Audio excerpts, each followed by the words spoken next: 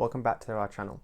In this video I want to give you a bit of a review of the TrainLine45 medium radius turnout, R3 if we're using the LGB measurements. I'm going to give you a rundown of the similarities and differences between the more common LGB R3 point and the TrainLine45 one, and tell you about some of the problems that we've had with it. So stay tuned.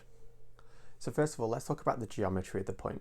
On the straight of it, it's 44.7 centimeters long, so 0.7 of a centimeter, slightly longer than the LGB equivalent. The curve radius though is exactly the same. So the radius comes in at about 22.5 degrees, which gives you a circle radius of about 1.2 meters across. For all intents and purposes, when we're talking about the geometry of the point, these are exactly the same as the LGB R3 equivalent. So if you're looking to swap them in and out directly on an existing layout, that should be no problem at all. So now let's talk about some of the differences between the LGB point and the TrainLine45 one. The first one that's most noticeable is it doesn't come with any fish plates. Now it's really compatible, so if you've got LGB or PicoTrack that comes with the standard fish plates, they're going to plug into it, but on this itself, it doesn't have them. The one that we ordered arrived with 3 rail clamps, so it's still really easy to connect to everything else, but there is a difference that you should be aware of when you're purchasing.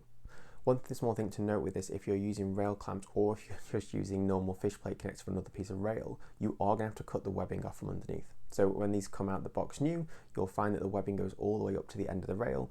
This just takes a sharp cutting knife, you can cut those off and everything's going to be fine.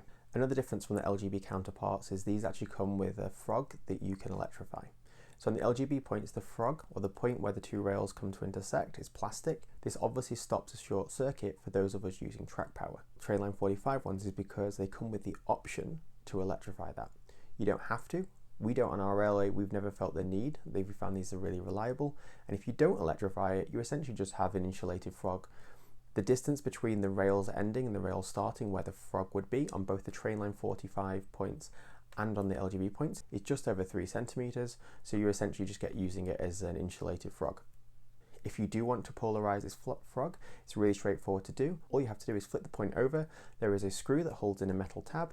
You solder your wire to the metal tab and you connect that wire to a mechanism for polarizing it. The point itself doesn't come with anything like that. This would be really easy to do if you're using an LGB point motor coupled with a double pole, double throw switch, and it's really nice to have that option should you need it. While we're talking about the track and geometry on the point, there is a small difference that I want to flag. And this is a really small difference. We're talking 2 millimeters, but it's actually caused us a bit of trouble. This 2 millimeters is where the 2 opposing rails converge to the point of the frog.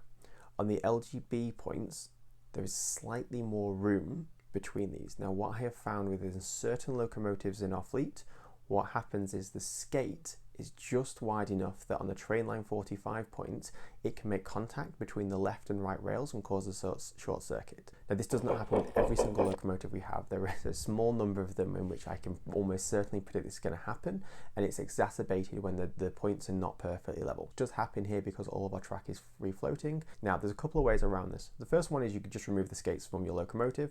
That's not something that I want to do, but I know lots of people in our hobby do it because it looks more realistic. The really simple answer to this is actually just to remove the skates from the locomotive, bend them up slightly at the edges so they're less likely to make that contact, and put them back on. That I tended to find was a really easy fix, but it is something you should be aware of if you are having trouble. The final major difference between the LGB points and the TrainLine45 is how they're constructed underneath.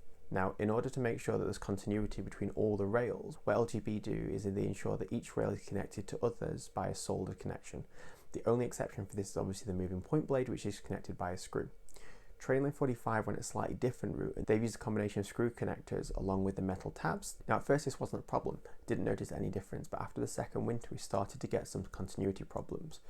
When I picked the points out of the layout, flipped them over, what I saw was that the brass screws themselves and the brass tabs started to oxidize. This would reduce the conductivity between the different parts of the rail. It was actually a really easy fix. Much like with the top of the rails, all I did was take a track cleaning rubber, clean the side of the screws, clean the brass itself, put it back on, it worked. This is dealing with the symptoms more than the root cause. One of the things I want to do in the longer term is solder a connection, either by soldering the screws in or soldering a metal jumper wire between the different things to mimic what they do with the LGB. As I said, it's not a major issue, it's really easy to fix, but it is absolutely something you should be aware of. Unfortunately, this wasn't an isolated incident. We have about 13 or 14 TrainLine45 points on our layout, and I think we're at 6 of them that I've now had to remove from the layout, clean the screws, clean the brass tabs, and put them back down. Again, it's not the end of the world, it's reasonably quick to do, but it was a level of inconvenience that I wasn't expecting, and it is something we have to remediate for the longer term. So one thing to note here is that I do have the brass ones. Our entire layout is brass track. They do have nickel equivalent, and I can't say if this issue is the same for them. I would love to know from anyone else who has used the nickel point if they've experienced a similar challenge. I would assume not, given the nature of the track, but I'd love to hear in the comments below. So let's talk a little bit about price point and how these stack up against each other. If you go to the Merklin store right now and look to order the LGB one, it comes in at about 120 euros, including the switch motor. Now compare this, if you go to TrainLine45, you can order them for about 65 euros, at least at the time of making this video, but this comes with neither an electrified point motor nor the manual one, so you'll have to buy this yourself. These normally come in at between 20 and 30 euros, depending on where you're buying from. So having used the TrainLine45 points now for last year on the railway, would I do it again? Would I buy them again? And would I recommend them to other people? The short answer is yes, I absolutely would. I would caveat it with the same things that I've shared here, potential issues with shorting over the frogs that you may need to address. And the second issue, which is that connection underneath that can lead to reliability issues. It's probably something I would fix up front, or ideally if TrainLine45 are watching this, if they've got another way that they could resolve it, that would be absolutely fantastic. But other than that, I think they come in at an absolutely fantastic price point and they do exactly what they need to do. And if you've enjoyed this video, please like and subscribe and try and get more of this content out for you. Thanks a lot.